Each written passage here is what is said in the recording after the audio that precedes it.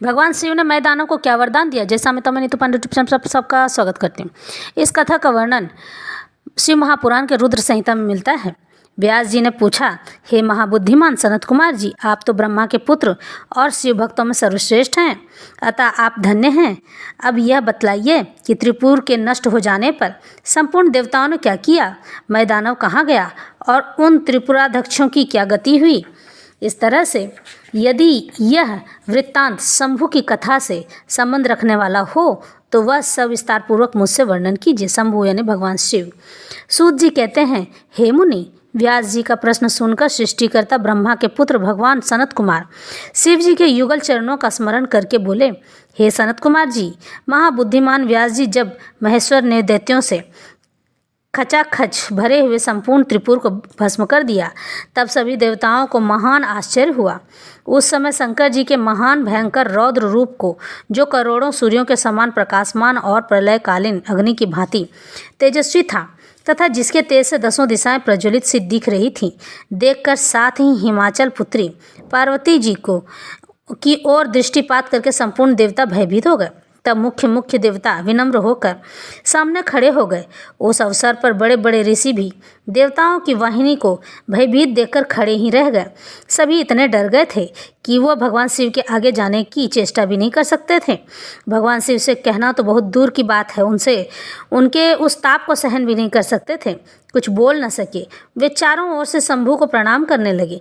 उसके बाद ब्रह्मा भी शिव जी के उस रूप को देखकर भयग्रस्त हो गए, डर से कांपने लगे। तब उन्होंने डरे हुए विष्णु तथा देवगणों के साथ प्रसन्न मन से सावधानी पूर्वक उन गिरिजा सहित महेश्वर, जो देवों के भी देव, भव तथा हरनाम से प्रसिद्ध भक्तों के अधीन रहने वाले और त्रिपुर हंता हैं, स्तवन किया। उसके बाद सभी प्रमुख देवताओं ने भगवान शिव की स्तुति की। यूं स्तुति किए जाने पर लोकों के कल्याणकर्ता भगवान शंकर प्रसन्न होकर बोले। शंकर जी ने कहा, हे ब्रह्मा, हे विष्णु तथा देवगण, मैं तुम लोगों पर विशेष रूप से प्रसन्न हूँ, अतः अब तुम सभी विचार करके अपना मनोवांछित वर मांग लो। सनत कुमार जी कहते हैं, हे मुनि श्रेष्ठ, शिव द्वारा कहे हुए वचन को सुनकर सभी देवताओं का मन प्रसन्नता से खिल उठा। फिर तो वे बोल उठे। देवताओं ने कहा, हे भगवान देवादिदेव, यदि आप हम पर प्रसन्न हैं और हम देवगणों को अपना दास समझकर वर देना चाहते हैं तो देव सत्तम, जब सब देवताओं पर दुख की संभावना हो तब आप प्रकट होकर सदा उनके दुखों का विनाश करते रहें। सनत कुमार जी फिर से कहते हैं, हे महर्षि, जब ब्रह्मा विष्णु और देवताओं ने भगवान रुद्र से ऐसी प्रार्थना की तब वे शांत तथा प्रसन्न होकर साथ ही सबसे बोले, अच्छा, सदा ऐसा ही होगा, तथास्तु। ऐसा कहकर शिव जी ने, जो सदा देवों का दुख हरण करने वाले हैं, प्रसन्नतापूर्वक देवों को जो कुछ अभिष्ट था वह सारा का सारा उन्हें प्रदान कर दिया।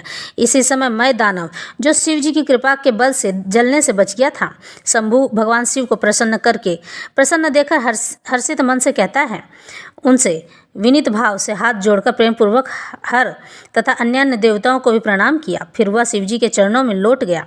तत्पश्चात दानव श्रेष्ठ मैंने उठकर शिव जी की ओर देखा।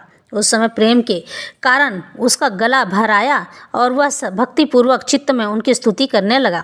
आँखों से अश्रु बहने लगे और भगवान शिव को ध्यान करने लगा। मैं द्वारा किए गए स्तवन को सुनकर परमेश्वर शिव प्रसन्न हो गए और आदरपूर्वक उनसे बोले। शिव जी ने कहा, दानव श्रेष्ठ, मैं तुमसे बहुत प्रसन्न हूँ, अब तुम वर मांग लो। इस समय जो कुछ भी मेरे मन की अभिलाषा होगी उसे मैं अवश्य पूर्ण करूँगा।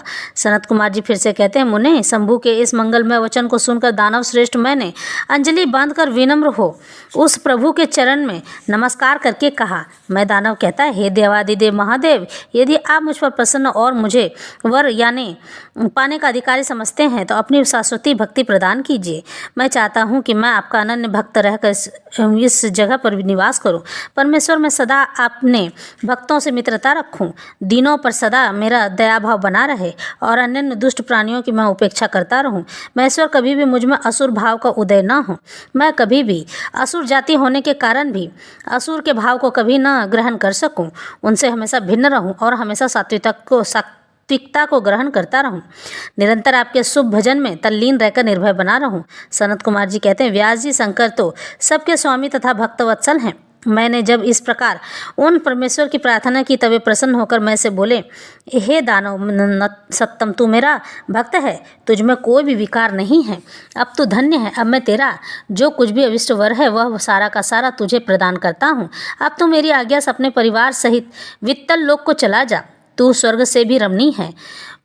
तू वहाँ प्रसन्न होकर चित्त से मेरा भजन करते हुए निर्भय होकर निवास कर। मेरी आज्ञा से कभी भी तुझ में असुर भाव का प्राकट्य नहीं होगा।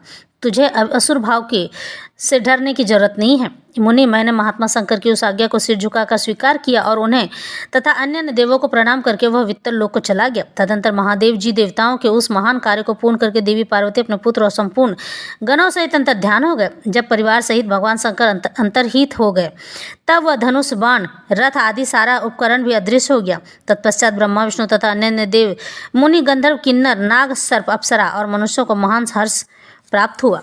इस तरह से मैं दानव को भगवान शंकर ने वरदान दिया, जिससे कि मैं दानव कभी भी आसुरी शक्तियों का मालिक नहीं बना, जबकि वह सात्विकता के गुण से भरा हुआ असुर होने के बाद भी देवों की तरह पूजा जाता है।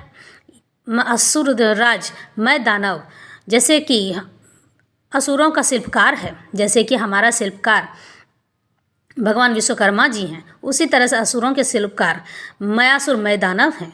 उन्होंने असुरों के लिए बहुत ही अच्छे अच्छे कार्य किए हैं। यही नहीं, हमारी रावण की पत्नी मंदोदरी के पिता भी हैं। मयासुर मैं दानव ही मंदोदरी के पिता हैं। इस तरह से आज की कथा संपन्न होती है। मयासुर मैं दानव के बारे में और कथा रोचक लेकर आती रहूँगी।